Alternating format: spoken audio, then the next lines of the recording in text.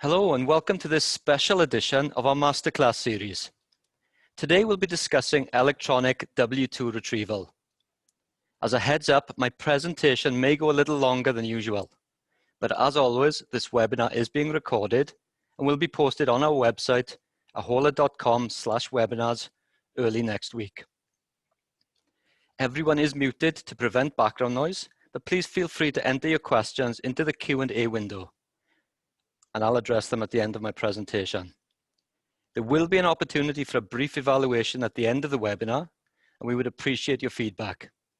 There will be no quiz following today's masterclass. So today we'll be discussing the agenda on screen.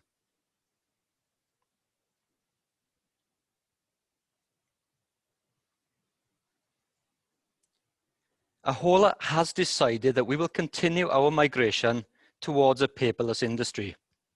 This year, we are encouraging our clients and their employees to access their W2s electronically via employee self-service.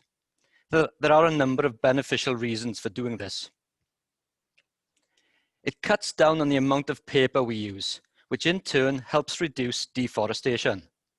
According to the World Bank, between 1990 and 2016, we lost over 500,000 square miles of forest worldwide. This is bigger than Texas, California, Indiana, Rhode Island, and Washington, D.C. all put together. Since 2016, the equivalent of a football field of forest is cut down every single second around the clock.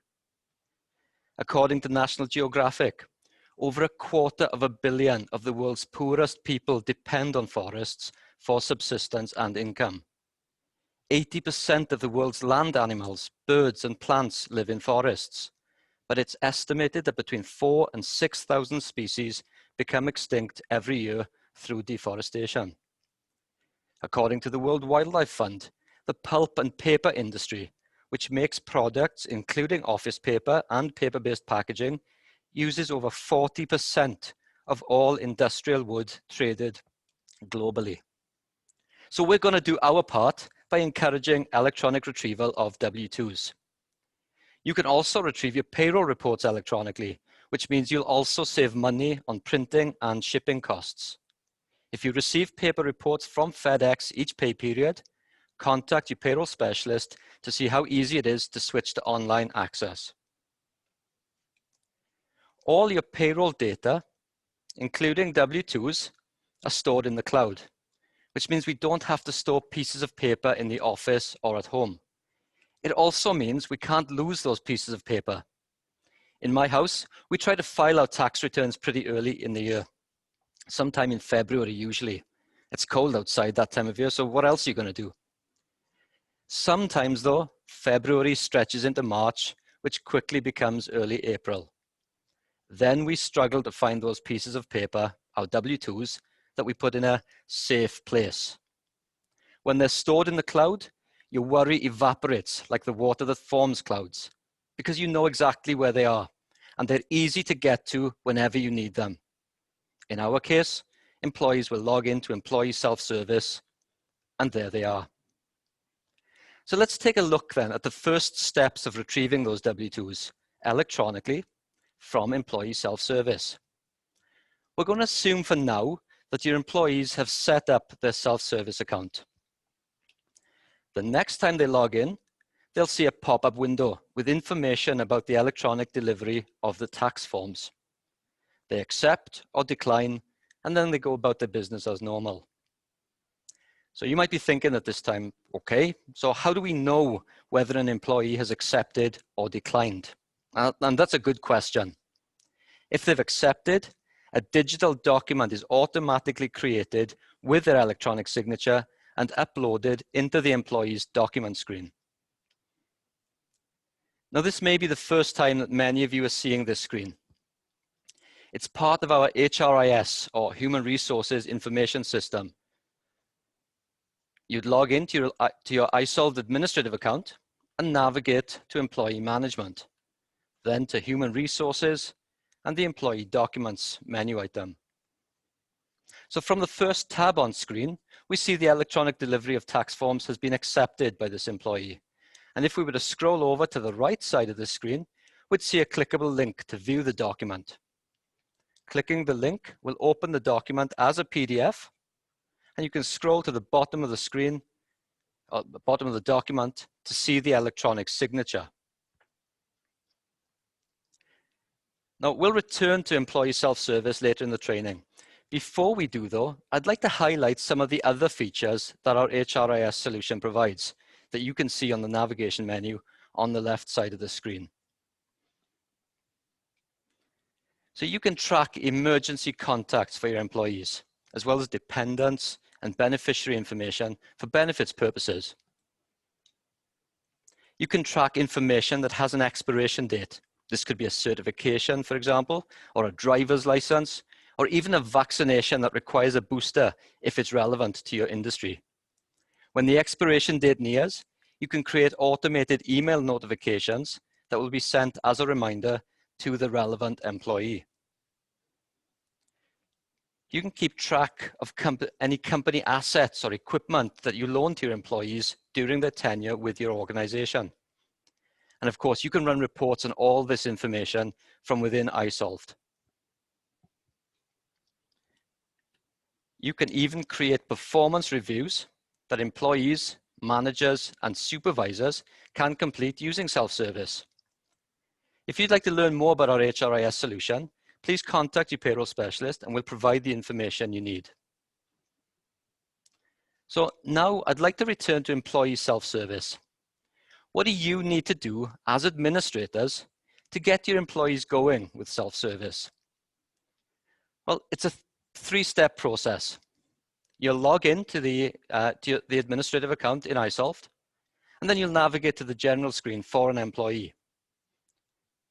When you're at the general screen, look at the column on the right-hand side. And now we begin that three-step process. You'll enter an email address into the self-service email field. This can be a personal email address or a work email address. It's entirely up to you as administrators. As long as it's a valid, active email address, enter it into the field, check the box beneath it to enable self-service access, and save from the blue bar.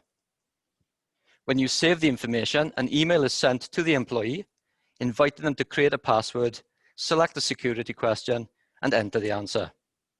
They'll have 72 hours to create their password and complete the rest of the form. If it happens to be a while before you need to do this and you can't quite recall what I said you need to do, assistance is at hand in the form of the orange help button in the upper right corner of our screen. Clicking the help button opens a pop-up window with items that are actually links or shortcuts to PDF help documents that will open in your browser. For example, 3 from the bottom, the document titled Setting Up Employee Self-Service for Admin Users will provide the same information that I just discussed, and more. Of use to you at this time is the document titled Employee Self-Service for Employees. This document informs your employees what to expect if they will be using self-service for the first time. There's also an FAQ, and I'll refer to this a little bit later. But lastly, for now, the second option in the drop-down menu is Managing Self-Service. This document will provide information about this screen, Self-Service Management. So this screen, which some of you may remember was previously located in the Client Management section of the navigation menu, it provides a high-level view of your employees' self-service status. For example, we can see that only 3 employees in this company have activated their self-service account. And that's not really going to work if we want everyone to access W2s from self-service. We have a number of employees without an email address in their iSolved profile, 17 in this case. So as we've just discussed, we'll need to take care of that first in their general screen. We also have 4 employees who've been sent the activation email actually 4 employees who have not yet been sent the activation email. They have an email address in their general account. They've not yet been sent that email.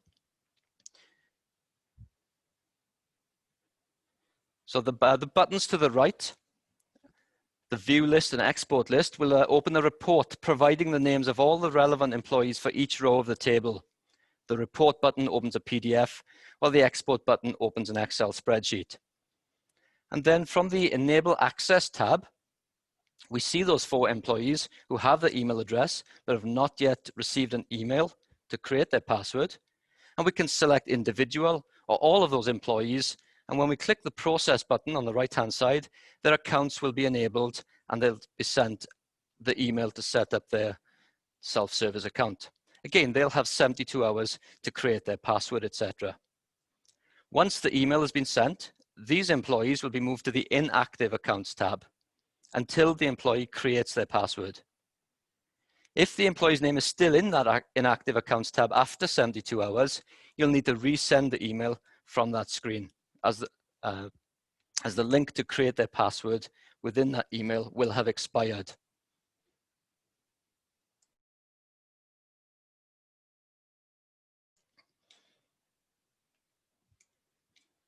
So let's assume that your employee has created their password and activated the self-service account.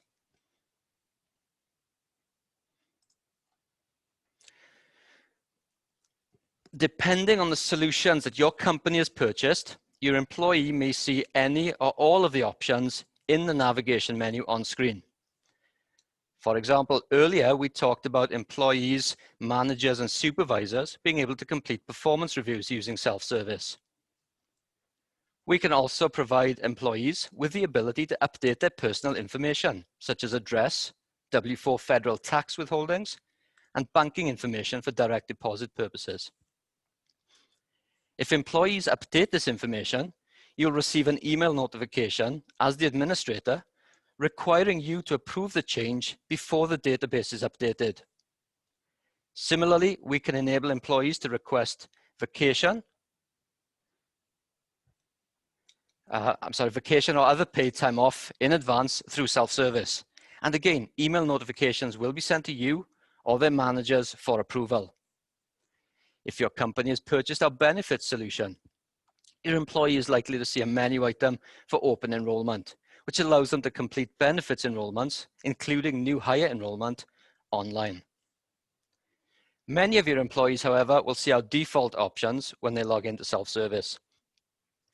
But regardless of what an employee sees, they will always have access to the feature that we are most interested in today, their W-2. And when they select the menu item for W-2, they will have access to all their W-2s for as long as they've been an employee with your company and for as long as your company has been with Ahola in our iSolved platform. Sometimes we need access to W-2s from previous years. And with paper copies, that's not always easy to find. With electronic retrieval of W-2s that are stored in the cloud, they are literally at your fingertips. Once again, we have a link to view the document, and clicking it displays the employee's W-2 in a PDF reader, either in their browser or downloaded to the computer, depending on the browser being used. Either way, it's right there on the computer. If an employee absolutely needs to print it out, they can print out a copy at home or the library when they open up again, or even at work if necessary. So that's how easy it is in a perfect world. But the world's not always perfect, is it? 2020 is a prime example of that. What kind of obstacles then might an employee encounter as they try to log into self-service? And how do we address those obstacles without the employee becoming frustrated? So the first issue that we'll address today is one where the employee does not receive the self-service email. So you've entered the email address into the self-service email field in the general screen.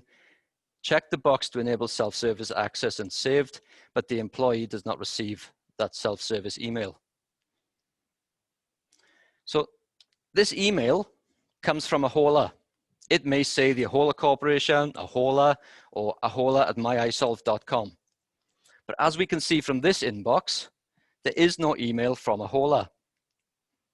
So there are a number of options to consider when this occurs, but the one we ask employees to do first is to check their junk or spam folder. Make sure it didn't end up there. Now, if it's not in the spam or junk folder, as an administrator, we would ask you to check to make sure the employee's email address has been typed accurately into their general screen. Remember, it has to go into that self-service email field in the third column of information on the general screen. If the email is not in the spam folder and it has been entered correctly, go ahead and resend the email. The help document that I referenced earlier, Setting Up Self-Service for Admin Users, will walk you through that process. So if you've tried all the above and we still haven't been able to find the email, there's a good chance that the email address you've entered is a work email address that is on iSolve's Do Not Send list. Email addresses for self-service purposes can be work email addresses, they can be personal email addresses, as long as it's a valid, active email address. If you're entering a work email address, your IT department or provider must set up work emails and must set up and activate work emails before an iSolved self-service email is sent to that email address. If it's sent before the email address is created, there's nowhere for it to go. And in that case, iSolve will place it on that do not send or block list. And then your only option at that point is to contact your payroll processor. So the next obstacle we'll talk about has the employee receiving the email, but when they click the link to create their password, they're taken directly to the iSolved login screen. They'll be asked for a password, but they've not yet set it up. So in this situation, employees usually have an email address that ends with roadrunner.com or one of the .rr variants, or they may have a cox.net email or windstream.com.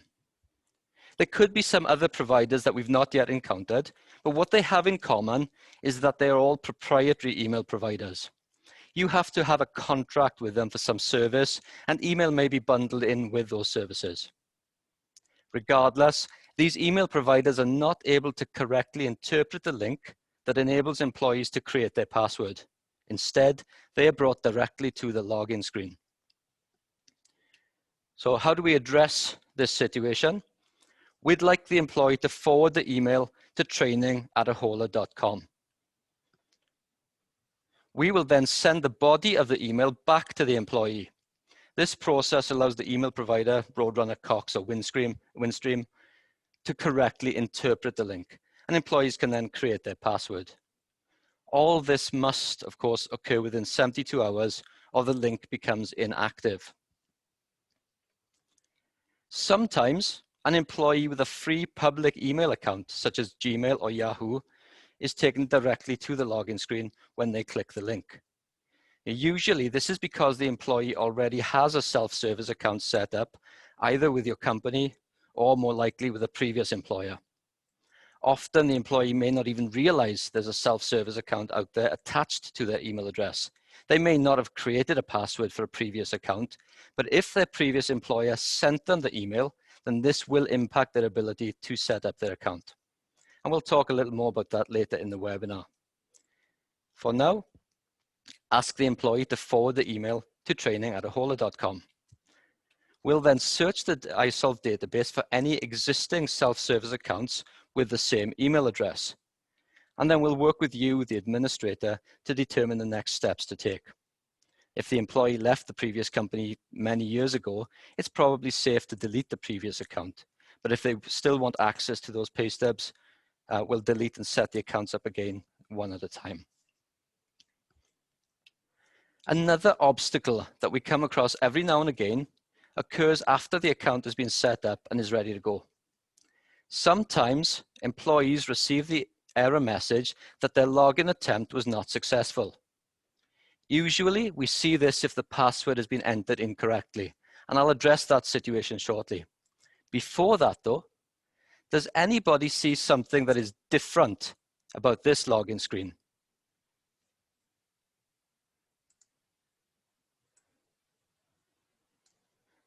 If you see anything different about this login screen than the one that you are used to logging into, go ahead and type that into chat for me, please.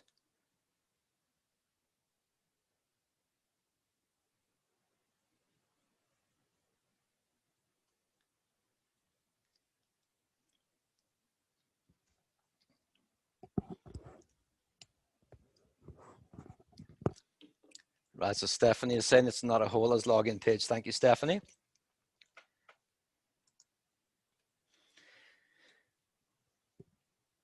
Notice the bottom of the screen. There is no Ahola logo. So if you don't see the Ahola logo there at the bottom of the screen, then you're trying to log into the wrong iSolved screen. There are other iSolved login screens out there, but you and your employees' credentials will only work if you see the Ahola logo at the bottom of the screen. If an employee sees the Ahola logo at the bottom of the screen and still receives the message that their login attempt was not successful, then they are possibly entering the password incorrectly. If they do this 5 times, and notice the countdown at the top of the screen in red, 5 incorrect attempts at logging in will lock the account for security purposes. Notice though that it's only locked for 10 minutes. It will automatically unlock after 10 minutes has passed, and the employee can try again, or they can change their password. We'll talk about changing the password later. Now, your employee may panic when they see that their account is locked, and they may ask you to unlock it. So if they get to you within 10 minutes of the account being locked, and if you've forgotten that it'll automatically unlock soon enough, you can unlock it for your employee from their general screen. Uncheck the box that says self-service account locked and save. Alternatively, you can use the self-service management screen, the locked accounts tab, to unlock any and all employees displayed in this screen. So to summarize this situation when a self-service account is locked, accounts typically become locked because the wrong password has been entered too many times. We'd encourage the employee to wait the 10 minutes before they try again or change their password. But again, as an administrative user, you can unlock their account within that 10 minutes, either from the general screen or from the self-service management screen. So if the employee is just not able to recall their password, regardless of whether the account is locked or not, one option is to change that password. And this is done by clicking the Forgot Password link. And this appears after the username, which is the employee's email address, has been entered, and the Continue button has been clicked. When the link for Forgot Password has been clicked, the employee will need to re-enter their username. Clicking Next invites the employee to send a temporary authorization code to their email address, or if they've entered their cell phone number when setting up their account, they can choose to have it texted to them. Regardless of the method of delivery, the next screen will allow them to enter the code. They must keep that screen open when accessing the code from their email or text. So essentially, they'll follow the on-screen directions after clicking the Forgot Password. After entering the code, they'll need to answer their security question. And this typically shouldn't be a problem, but occasionally people forget. And sometimes the security question displays as mumbo jumbo. And we put this down to a quirk. And at that point, really the only thing to do is to send the employee a new self-service email, which you can do from the employee's general screen.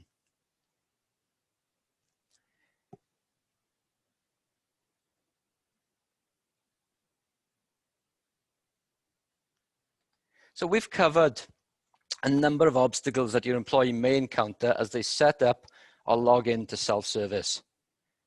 All the information that I'm sharing with you can be found in the FAQ that I referenced earlier, which is in the help button of the general screen. I want to address a few more situations with you at this point though. So in the situation on screen, the error message is showing that the self-service account is disabled. The only time this message appears is after the self-service email has been sent and before the link has been clicked to create the password. So this can happen while the link is still valid within 72 hours of sending or after the link has expired. And by now, I hope you figured out the solution. If it's within the 72 hours, the employee can go to their email, as we see on screen, and click the link to create their password. If it's beyond the 72 hours, of course, you have to send a new email from the general screen. The employee has to create their password before they can log in. So let's talk a little bit about all this login information, usernames, passwords, last time of login, etc. All that information is stored in the files that your web browser creates when you visit a website. A Hola's login screen is no different.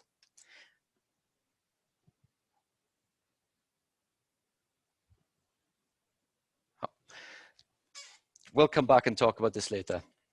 What I want to talk about now is these files which are called cookies. Sometimes the cookies become damaged or broken and the login information doesn't work anymore. So the self-service user account is still active, but not from that browser on that computer. The message the employee will receive is the same message they receive when they're entering their password incorrectly. Your login attempt was not successful. Now, employees can use a different browser on the same computer and they will be able to log in. They will have to generate a temporary authorization code, just like when they change their password. And there's the screen that, that they'll see. And this is to establish their identity and credentials in the cookie on the new browser. This is a workaround though, rather than fixing the problem. To fix the problem, they have to delete the cookies. And over the next few slides, I'm going to show you how to do this for the Chrome, Firefox, and Edge browsers. In Chrome, from the three dots in the upper right corner, click and select More Tools, and then Clear Browsing Data. Then you can clear the cookies from the pop-up window that appears. In Firefox, there are three bars rather than dots. So from the drop-down menu, we'll select the Options item, and then you'll be taken to another screen. We'll select Privacy and Security from the left-hand side, and from the Cookies and Site Data section, click the Clear Data button. And then you'll clear the cookies from the pop-up window. In Edge, there are three dots again. We'll select Settings. From the Settings menu, although there is a Cookies and Site Permissions option, you'll want to select the option for Privacy, Search, and Services. And then click the blue button to clear browsing data. Once again, we'll clear the cookies from the pop-up window. So to summarize what to do if an employee receives the message that their computer is not recognized, the reason for that is that the cookie is probably damaged. So we'll need to delete the recent cookies from the browser. And then the employee will need to verify their identity again. So they will need to generate that code. The help button, as I mentioned earlier, does contain an FAQ. The help button in the general screen contains that FAQ that addresses all of these situations. It's also available in the pay history screen for employees. So the last employee situation that I'd like to share is not really an obstacle. But if an employee has set up their self-service account with a previous employer, and now it's linked to their account with your company, how do they access pay stubs from that previous employer? Well, they'll click their name from the short blue bar in the upper left corner. And from the drop-down menu, they'll select Change Employee or User. This will then return them to a screen where they can choose which company they want to look at. So this masterclass has been about empowering your employees to access their W2s electronically from their employee's self-service account. What happens though if this just isn't going to work for your employees? Well, you do have a backup plan. You will be able to print the W2s for your employees at your location. They'll print on W2 paper from an office supply store or regular copy paper from your printer, regular copy paper that you can print on your printer, and you'll be able to distribute them to your employees. So you log into your iSolved admin account and go to the reports section or reporting section. Select the year-end report archive. And from this archive, you'll select the W2 pressure seal report, the report that's highlighted on the right side of the screen. But please be aware that this report will not be available until January. Now, as I mentioned, when you generate the W2s, you can print them on actual W2 forms or legal paper, or they can be printed on standard 8.5 by 11 copy paper. But you'll need to select more options at the print window and then choose letter size paper and fit to printable area for the scale option. So at this time, I'd like to open the webinar for questions. Please enter your questions into the Q&A window. I see we do have some in the chat window, so I'll go ahead and see if I can address those at this time. So we have a question from Jennifer. Under self-service management, account status, enabled employees are not yet authorized. There are people on that list that are not current employees. How do I remove them from that list, or doesn't it matter? Great question there, Jennifer. So that self-service management screen, when you're looking at the account status for enabled employees, it includes both active and inactive employees. So I believe one way to move them, to move the inactive employees from that list would be to terminate the employees. But to answer your second question there, or the second part of your question, doesn't it matter? Really, it's entirely up to you. You know, if you've got a large number of employees and a significant portion of those are inactive or terminated inactive employees, then you really want to terminate those so that what you're seeing on screen is more relevant. If you've got a smaller number of employees that are inactive, then it probably doesn't matter too much.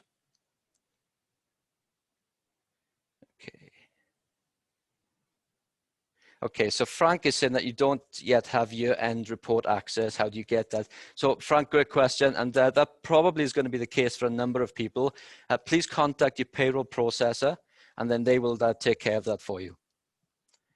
And I believe we have some questions in the Q&A window. So Sarah's asking, we started using a Ahola for payroll in July. Will we need to do something to combine everything from the system we used prior, or will it automatically pull out of QuickBooks? So again, great question there, Sarah. When we convert your account into iSolved, typically what we do is we'll bring in all of the year-to-date information.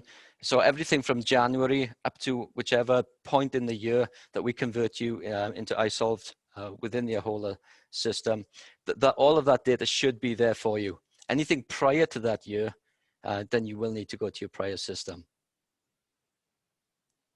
And then Sonia is asking, can I as an employer print an employee's W-2 if requested? So again, absolutely great question there, Sonia. So you do have two options. Earlier I showed you how the employee could print their W-2. So when they would log into employee self-service, they would pull up their W-2 in their PDF reader, and they can print from there. So as an administrative user, you do have access to all your employees' self-service information. So yes, you could go to an employee's W-2 screen and pull up the W-2 and print it from there. If you have multiple employees or the majority of your employees that you want to print the employee's W-2, then again, in the new year, you'll have access to the year-end report archive, and you can print it from the W-2 pressure seal report. Oh, and one of my colleagues, Carrie, is just clarifying that the year-end report archive. So Frank, I'm following up on your question there and clarifying my question to you there, Sonia. The year-end report archive itself will not be available to clients until mid-January. So it's not just the W2 pressure seal report, it's the entire year-end report archive that will not be available until mid-January. So Kathy's asking, can we request to have the W2s printed out and sent to our office, or are we required to use the electronic method? So Kathy, that's another great question.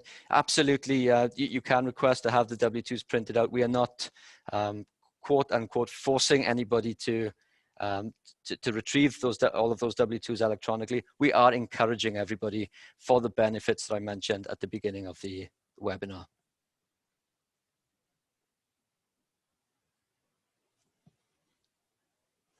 Okay, if you do have any other questions, please feel free to continue to type them in.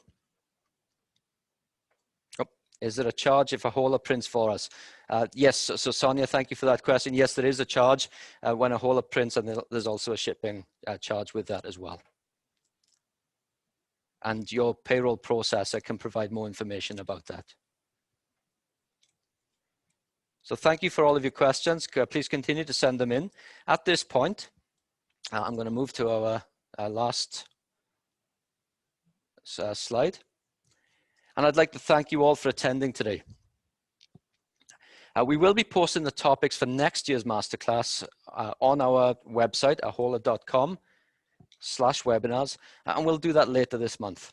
As I mentioned earlier, the recording of this webinar will be posted on that same website, ahola.com/webinars, early next week.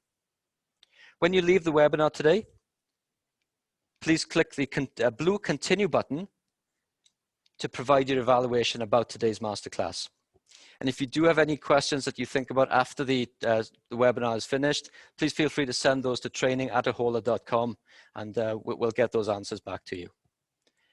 Once again, thanks for attending today, everybody, and I will speak with you again in the next year.